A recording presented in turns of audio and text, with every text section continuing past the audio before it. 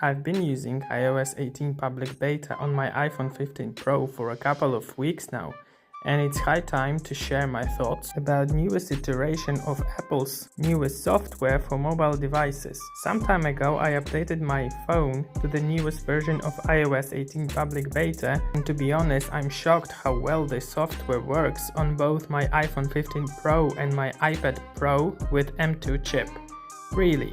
To be honest, I watch a lot of videos on YouTube in which other YouTubers said that they do not recommend to install beta software on primary devices. That is why I decided to wait for a while and do not install iOS 18 developer beta, but wait for iOS public beta. When Apple released the first public beta software, I was pretty nervous about whether should I install it on my phone or not. Finally, my curiosity won and I updated my iPhone 15 Pro to iOS 18 public beta.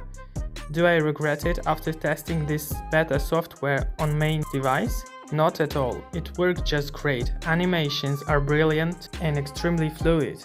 I can even say that they are much better than in iOS 17.6.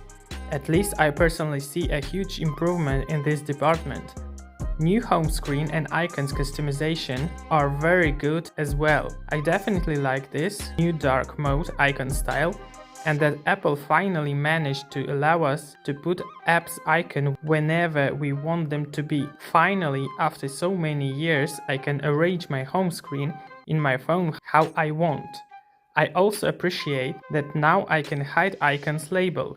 In my opinion, home screen on iPhone looks more clean and functional. What I also like is the new control center. It looks very good to me. There are few control sections and I can arrange them however I want. As you probably noticed, I'm an Android user for pretty long time. I always criticize Apple to be so restricted and not allowing for so many things. After iOS 18 beta released, I can easily say that new control center is the best control center on any smartphone at the moment. It's clean, highly customizable and responsive. I can put any shortcut that I use very often whenever I want. I also do like new settings menu. It makes more sense now than ever before. Finally, Apple hide apps settings in apps section, and I do appreciate it. After installing plenty of apps, settings section is not endless. I do also like the ability to set any apps shortcuts on lock screen.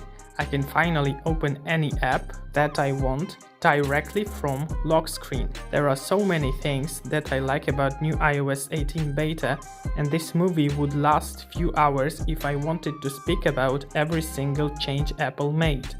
I like new gallery app, new functionality in notes and calculator, especially on iPad. It made both iPhone and iPad much more functional devices. However, there is one aspect that I completely don't understand and I feel cheated and fooled by Apple. I live in European Union and Apple cuts our iPhones from Apple Intelligence. This is not acceptable in my opinion. Here in EU countries, we do pay the same price for Apple devices, sometimes even higher price than in any other regions due to higher taxes, and what do we get? A partially functional devices. We don't get any Apple Intelligence features even if competitors such as Samsung or Google give us opportunity to have AI functionality on our mobile devices. After so many years, Siri still can't understand my native language and Google Assistant speaks my language for about 5 years now. Personally, I like to control my home devices directly from my phone or my watch, but I can't do it because Siri can't understand my language. Come on Apple, what are you doing? If competitors can release their AI features in EU countries, why can't you do it? We pay the same price and have partially working devices. It's not fair to treat customers this way when they pay money to you. Hope Apple will find a way how to solve this problem very soon, or they will definitely lose a lot of customers here in Europe. Besides the lack of Apple Intelligence, I like using my iPhone 15 Pro with iOS 18 very much. I really like new changes Apple made in the newest iteration of iOS and iPadOS.